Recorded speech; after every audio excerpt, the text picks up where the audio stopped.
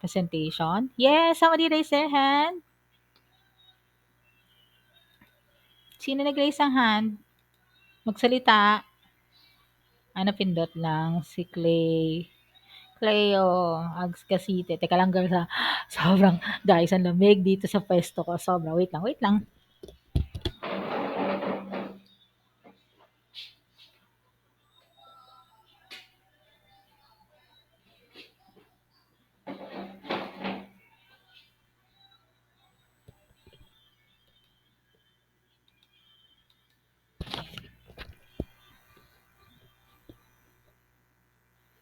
Okay.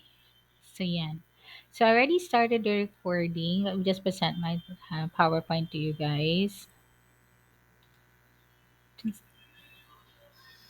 Okay, so this is actually the last topic, which is nanotechnology. Okay.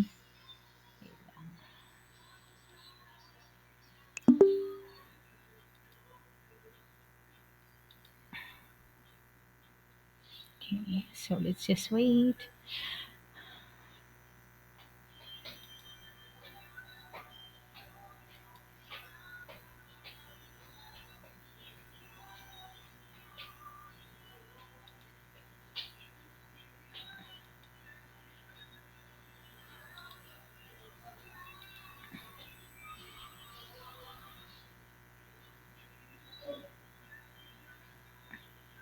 Okay. Wait lang. Wait lang.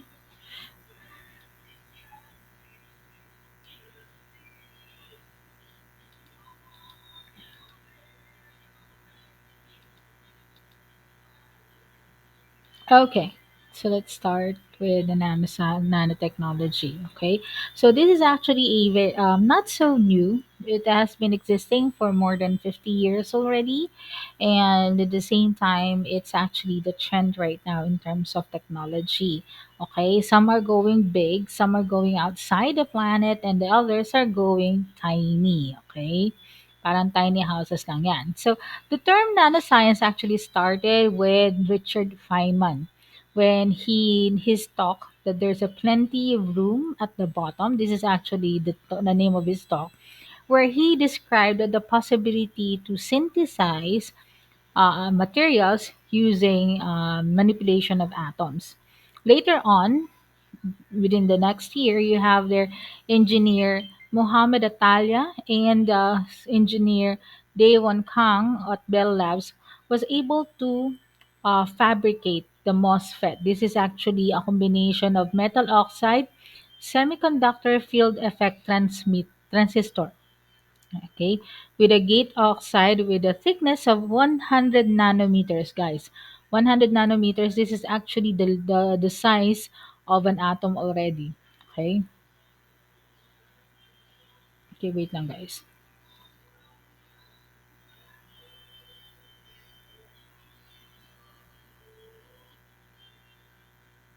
Okay. No, no, sorry. Okay. So, and at the same time, it's the length of that material is 20 micrometers. Okay, so ang liit-liit yan. So, imagine niyo na lang yung balahibo ng manok.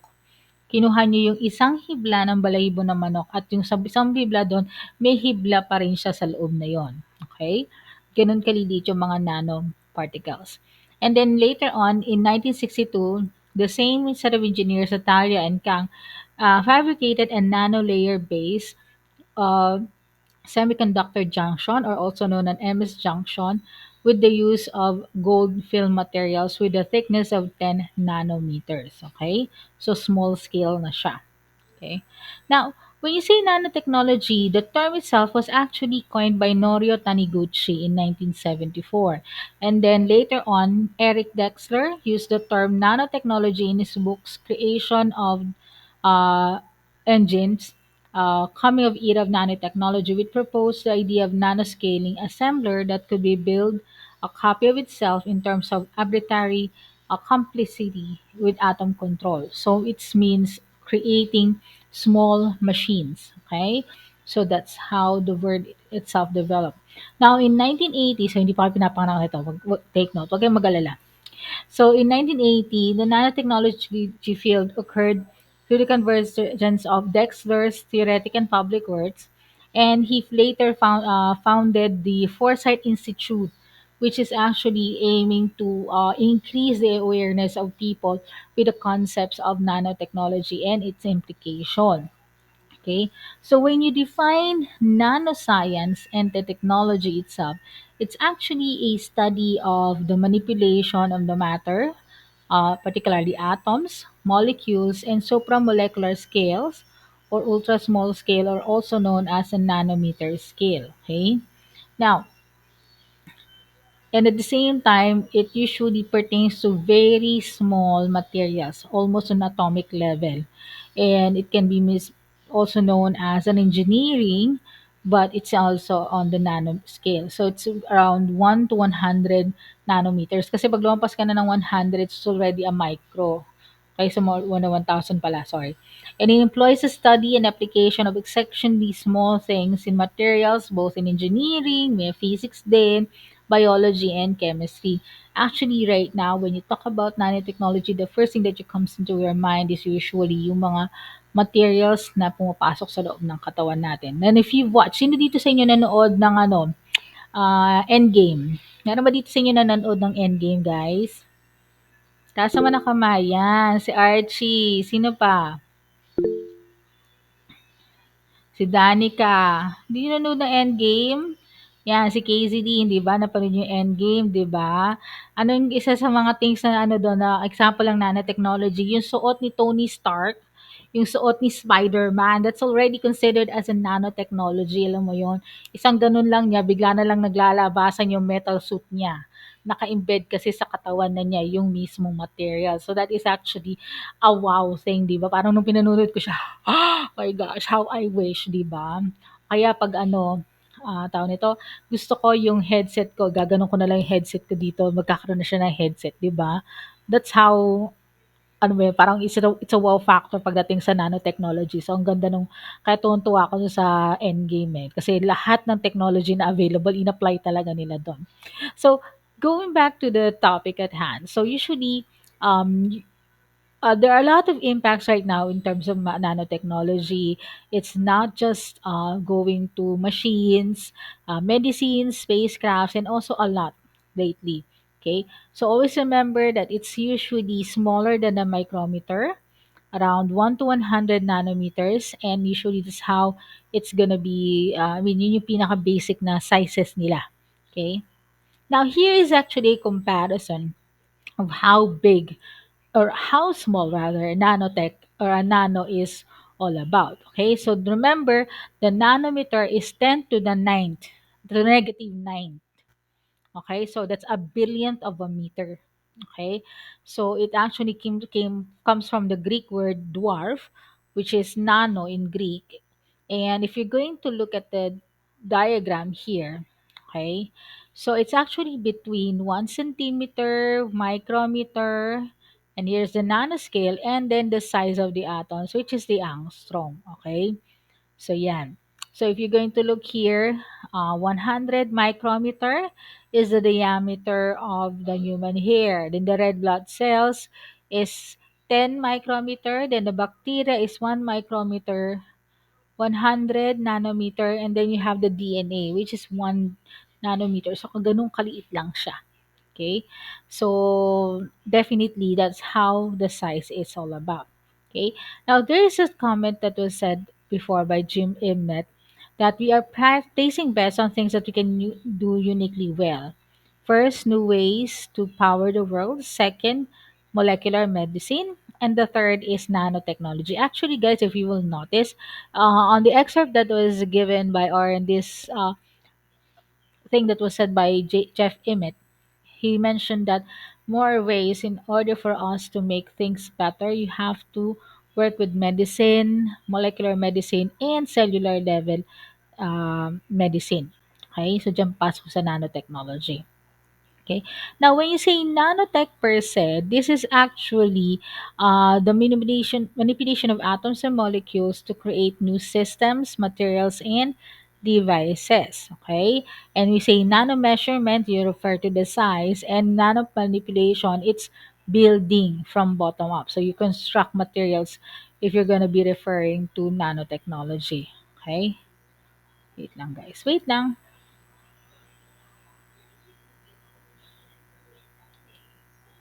Okay. Yan. So as mentioned earlier, pag sinabing nano, it's 1 billionth, 100,000 smaller than the diameter of a human hair. Ah, wait lang guys. Meron lang ako may nanapin.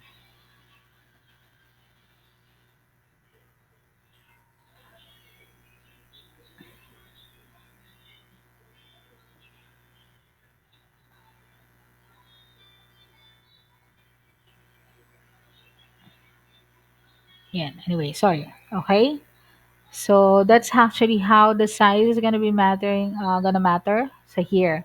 So you have here the diameter of an atom. Okay. And then here are your examples of your nanostructures. Okay. So that is you have there glucose, protein, virus, oligonucleotides, antibody, DNA. Then you have also other materials that's also on the nano scale. You have their fullerene, dendrimer, quantum dot, gold particle, metal oxide, liposome, and a polymer. Then malaki-laki na si bacteria, cancer cell, the tip of the pencil, and then the size of a tennis ball. Okay? Okay, wait lang guys.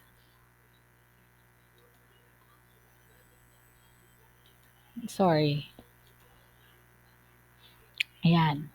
So right now, in order for us to be able to see this nanoscale, we have to invest in microscopy. So this is actually how we'll be able to look into them. Okay.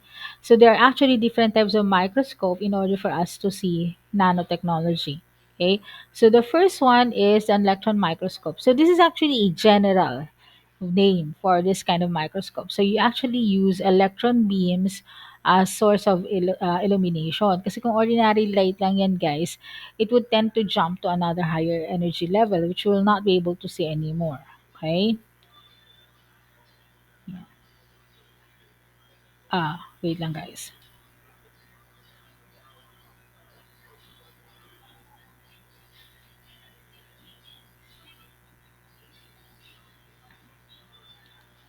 Ayan. So the first electron microscope was actually invented or built by Pruska and Knoll in 1930. So if you will notice, you have here the electron bombarding the sample here. Then you have there a computer that would generate the image. Okay.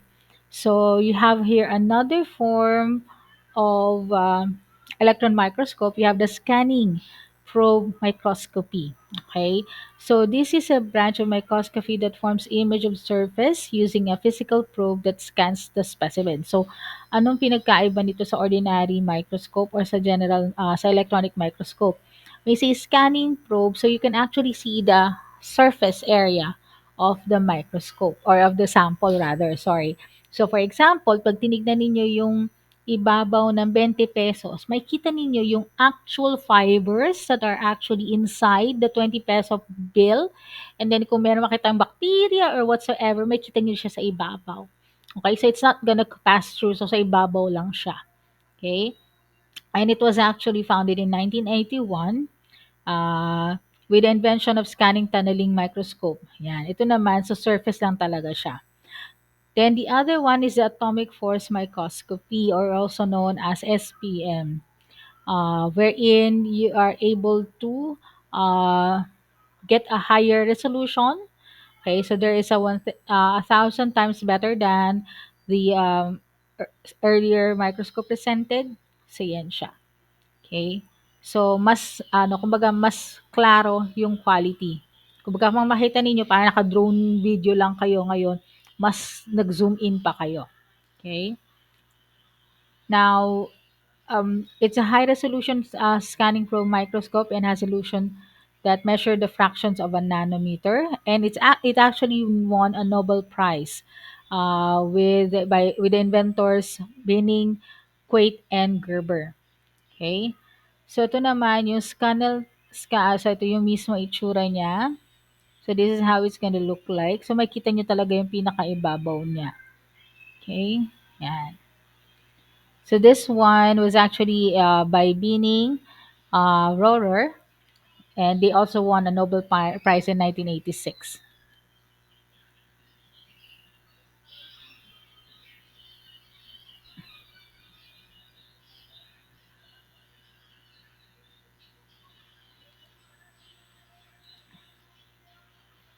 Okay. Yeah. So here are more examples of applications. So we actually divided to five groups yung mga application ngayon ng nanotechnology. Unang-una, material science, energy, medicine, electronics, and devices. So, yung unang-una po is material sciences. When you say material sciences, yung raw materials na ginagamit natin. You have powders, you have coatings. When you say coatings, paints, pwede sabihin mong paints or hinahalo sa paints. Yung carbon nanotubes, this is also all a part of nanotechnology, and carbon nanofabrics. If you watch, sino dito nakanood ng John Wick?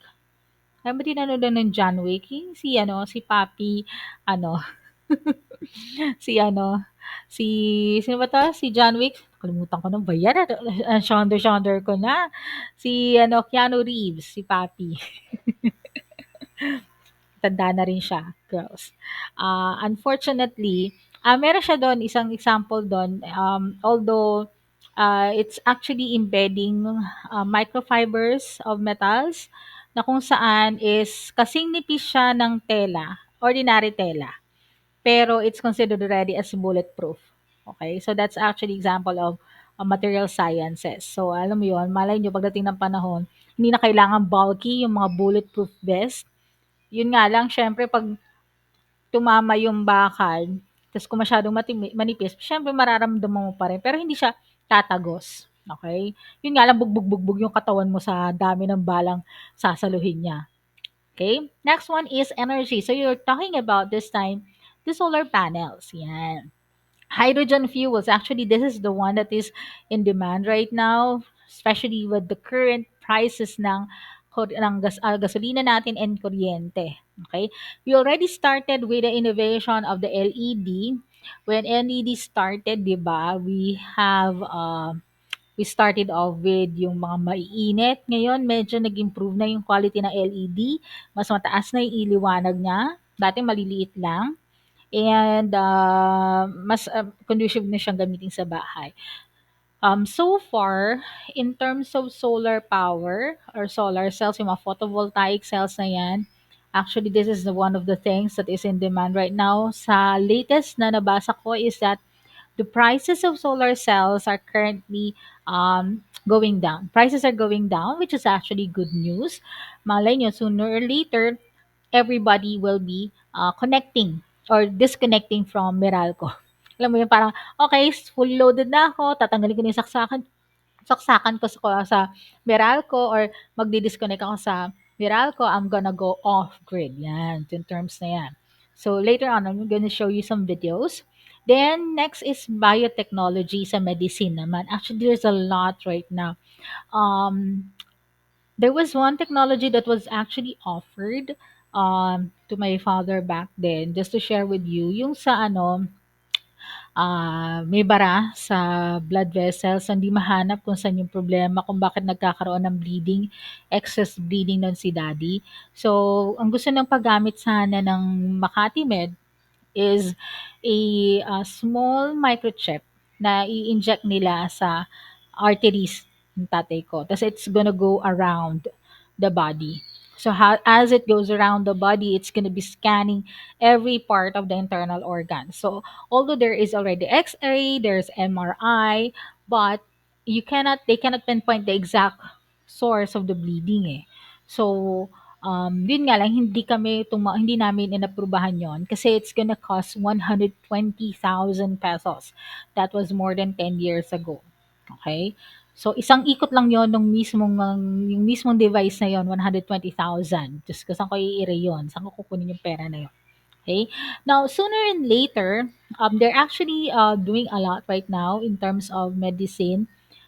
Yung isa na nakita ko, I'm not sure if it's already in full swing or is already on production level, yung yung 'pag merong arterial blockage, yung sa mga mag kakain ng mamantika kasi 'di ba yung mga cholesterol, it tends to build plaque on the blood vessels, particularly on the heart area that causes stroke, right?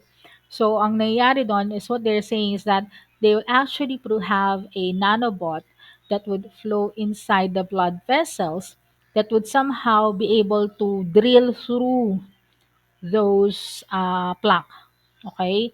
Tapos tuloy-tuluyan niyang makakapagpa-flow ng blood, okay. So yan, then there's also buckyballs. Then for electronics, you have MRAM, NRAM, QDOTs, and qubits. Actually, this is more on the quality of the computers that we're using right now.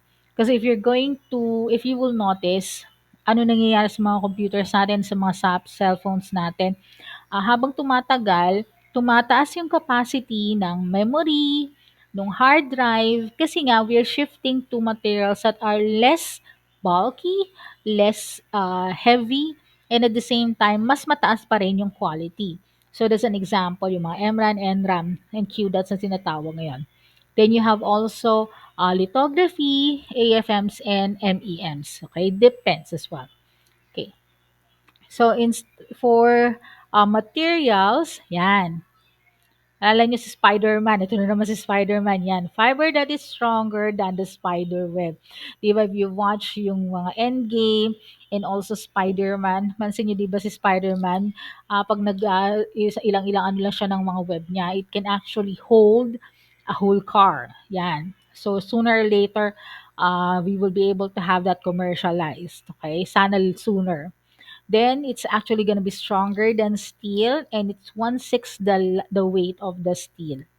Okay. And can respond quickly and has two more agents. And then another one is yung plastic. Actually, they're going to this route already. Yung conductivity using plastic. Yan. Okay. And then coatings that are nearly frictionless. So for shipping industry, para madulas. Okay. Yan. Then, yan, materials that can change color and transparency on demand. Actually, we already have something like this sa ibang bansa and other high-end companies. Ang ginagawa nila ngayon is yung tawag nito, yung salamin. I'm not sure if you've seen this, yung mga palabas sa mga yung mga spy movies, papasok ka dun sa office or dun sa isang cubicle, transparent yung salamin. Kasi pipindutin ka lang do'n, mag-aano na siya, magiging opaque na yung buong room, okay. Yung sa dati kong wino-work, yung sa office nila na yun, hindi na ako do'n nagwo-work, eh. Yung office nila sa Japan, gano'n yun, eh, 'pag, meeting-meeting lang, hindi naman gano'n kaseryoso yung usapan, transparent yung mga windows. Pero 'pag pinag-uusapan na yung pagsa-sign ng mga deals at saka mag-ano, bigla na lang may pipindutin sila do'n ta's yun na, opaque na lahat yung mga salamin. Okay. So, yan. Then yung changing color is also available, 'di ba yung mga parang chameleon materials, 'di ba? 'Pag tinignan mo kulay blue pero 'pag shinif mo konti, it changes color also, 'di ba? Yan, self-repairing, self-cleaning, never need repairing. This is actually one of the things that they'd like to apply, especially for materials. For example, I'm not sure if you've seen this, in-advertise nito dun sa cellphone yung mga cellphone cover. I'm not sure if you've seen that one. Yung hindi agad siya, yung mga plastic kasi ngayon, 'pag ginagamit sa mga touch screens, madali siya yung mga tawag 'to, yung ibang materials kasi kahit sabihin nila na tawag nito, um, supposed to be shockproof siya pero nasisira din siya, 'yan. 'Yun ang mga issues nila ngayon. Then also yung mga sa air conditioning units, meron din ngayon yung self-cleaning na tinatawag. So hindi siya masyadong nagdidikitan ng alikabok, kaya sinasabi siyang self-cleaning. Pero hindi siya yung naglilinis, naliligo or what, no. It just so happen that the material does not adhere to too much dust. Pero sooner or later, you still need to clean it up. Okay? Kasi kahit na hindi dumidikit dun sa material, sa metal, let's say, yung dust, it has to be cleared out kasi mag-accumulate sa paligid pa rin. Okay? It might have an effect on the performance. Yan. Powders, yan. Nanoscale powders that are 5 times as light as plastic but provide the same radiation protection as metal. Actually, ito marami na to ngayon, guys. So you can actually, for those who are gonna be building houses or planning to build houses in the near future, malay nyo, hindi na natin actually kailangan ngayon ng puro hollow block pag gumagawa ng bahay. Ngayon, marami ng technology available dyan that you can actually replace that and still provide better protection, lalo na sa earthquake. Okay? Yan. Now, in terms of electricity, yan, fuel cells. Actually, ngayon dito sa atin, guys, wala pa tayong fuel cell technology. Um, pero sa ibang bansa, meron na. Okay, so ang example of this one is hydrogen fuel cells, na kung saan is instead of having kuryente or uh, tawag nito, electricity to power your cars, you're gonna have fuel cell, hydrogen fuel cells. Okay, so hydrogen ang gagamitin nyo, i-combine nyo siya sa oxygen to form water, tapos yun yung magiging, doon nagkakaroon ng energy. Kasi pag pinag-combine mo yung hydrogen and oxygen, sa general chemistry nyo yan, it releases electricity. Okay, it releases a lot of electricity. Yun yung magpa-power ng machine niyo. Then batteries, yan. Mas mataas ang energy, more efficient. Sabi ko nga sa inyo, yung mga battery cells natin ngayon sa cellphones, dati, ang pinagyayabang ngayon ng mga companies ngayon is at least 1 day ka na lang mag-charge. Hindi ka na yung every 2 hours nag-charge ka unlike before. So that's one thing. I think you're seeing that. Pero doon sa tablet nyo, huwag niyo na ako tanungin. Okay? And then plastics that will have store solar powers. Actually, sa ibang bansa, they are already starting this. Yung mismong bubong, hindi ka na maglalagay ng solar panel kasi yung mismong material mo is already the solar panel. Okay? Pwedeng maglagay pa rin kayo ng shingles na tinatawag. Yung shingles, hindi yung shingles na sakit Yung shingles, yun yung layer ng bubong. Okay, sa ibang bansa sa US, particularly sa Northern America or sa Northern Hemisphere, meron sila doon yung patong-patong na style. Okay? Parang paso or parang palayok yung ginagamit nila. Pero yon hindi po siya. So, it's actually made of solar panels and kinakabit-kabit na lang yon para makabuo ng, para mabuo mo na yung solar panel mo. Okay? So, hindi na katulad ngayon, meron ka pang bubong, tapos saka yung solar panel pagsasamahin ninyo. Okay? So far, wala pa akong nakikitang negative feedback. They're still testing it until now. So, malay nyo, kapag nagbura na lahat, pati yon yung bubong natin puro solar panel na. That's gonna be a good thing, di ba? For computers, yan. Silicon is hitting its size limit. So, because of the size, it's gonna go smaller. So, yan. Super chips, combination of silicon and gallium and arsenide creates wireless chips. Yan. So, this is actually the newest that we have right now, yung mga super chips. Okay, that's why we have wireless charging. Yan, plastic semiconductors manufactured by regular printing devices, which is gonna be cheaply produced, and electronic paper. When you say electronic paper, alam niyo yung sa yung style sa Harry Potter? Kaya sa yung sa Harry Potter, sino yung nanood ng Harry Potter?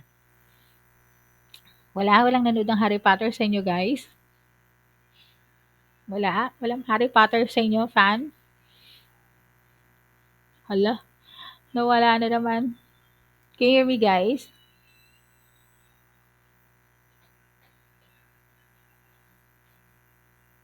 Hello? Narinig ba ako? Po. Hala. Sige, for those who are not familiar with Harry Potter, meron sila doon. Hindi naman exactly electronic. Yun nga lang kasi, ang style nila is yung newspaper nila, ando doon na nakalabas. It's gonna display it. So, di ba, although it's not gonna be considered as electronic paper, but it's already being applied. Yung gumagamit sila yung mga yung bendable na screens. Yan. Kaya nga di ba meron tayong foldables na ngayon. Okay, when electronic paper idea was created, they were looking into the foldable materials. So we are actually seeing it right now, yung sa mga cellphones ng Samsung. Then I think also Xiaomi and Huawei also had their own foldable phones. And then Lenovo has already started with their foldable laptop. So yung isang, alam mo yon, yung isang buong laptop, isang buong screen siya. Okay? Now, if you want to use an actual keyboard, meron silang isasama pa rin doon. Pero yung buong up and down, puro screen siya. Tapos pag finold mo siya, the other half automatically becomes a keyboard. Okay? Pero screen pa rin yon. On-screen keyboard, kumbaga. Okay? Then for biomedicines, yan. Cosmetics that can penetrate the skin. Actually, there are a lot of it right now. Yun nga lang, medyo pricey siya. Then they're looking into cures for AIDS, cancer, Alzheimer's, and diabetes. Yan. Fast drug creation. And then, yan. Yung sinasabi ko sa inyo kanina, yung makakapasok sa loob ng katawan para ma-check yung blood vessels. Okay? Yan. So let me just share something here, guys. Wait lang.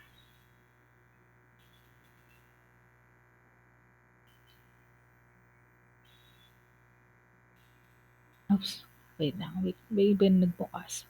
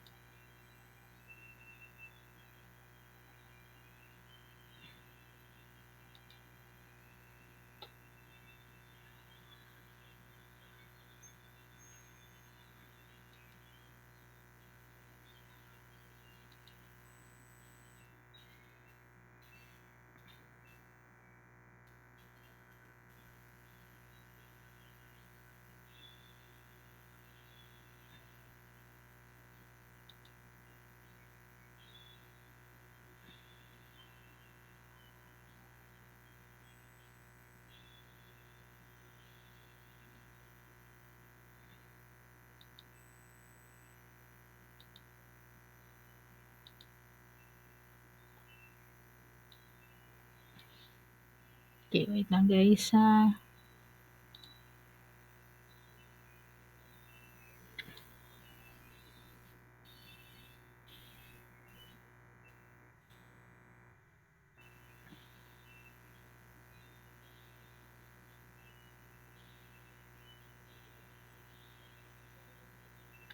Okay. So far, this is the technology. Let me just share this. Wait lang.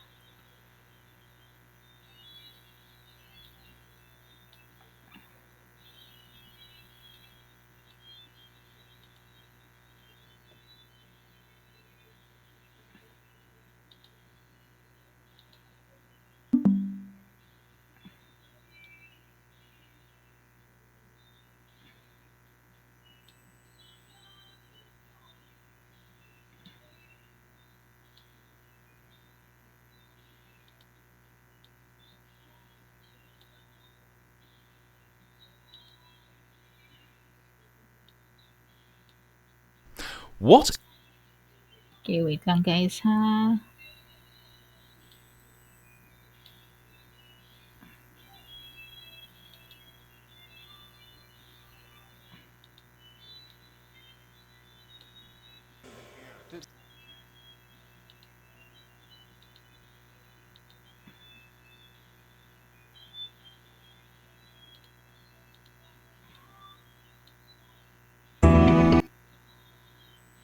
Okay, so here are actually some examples of nanotechnology.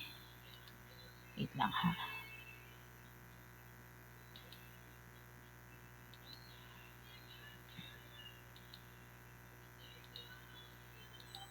is nanotechnology?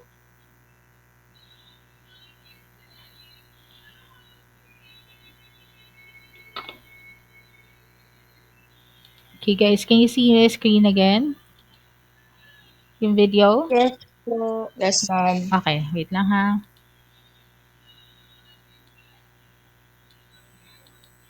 What is nanotechnology, and why should you care? Before we get too technical, try this. Pick up something that's close to you. Anything. It might be a glass, or a smartphone, or even a t-shirt. It doesn't really matter what. Now, think about what this thing does well. It could be holding water or chasing Pokemon, or if you're thinking about that t-shirt, making you feel awesome. Then think about what it doesn't do so well, perhaps smashing when you drop it, or running out of power just when you need it, or thinking about that t-shirt still, smelling of BO after you've worn it for a couple of days. It might not be obvious, but all of these things, the good stuff and the bad, depend on the individual atoms that make up the things around us, and importantly, how they're put together. It's a bit like a car working because of how all the individual bits are arranged. It's not just a case of having 4 wheels, an engine and a steering wheel. They all have to be in the right place if you want a car that gets you to where you're going without falling apart. Of course, atoms are a bit smaller than the wheels on a car, but the same idea holds. How the different atoms in something are arranged can affect things like how strong or how weak it is, or if it conducts electricity, or if you can see through it, or even what it feels like. In fact, pretty much anything that the stuff around you does, it does because of how all the different atoms it's made of are put together. And this includes the things that you don't want stuff to do, like braking, or smelling, or running out of power. If we were really smart, of course, we'd make the stuff around us work better simply by doing a better job of arranging the different atoms